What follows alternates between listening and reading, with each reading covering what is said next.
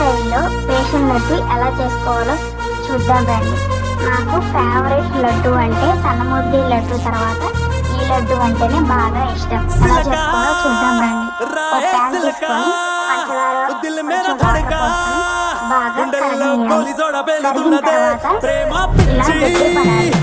గట్టి పడిన తర్వాత ప్యాన్ కింద పెట్టి బాగా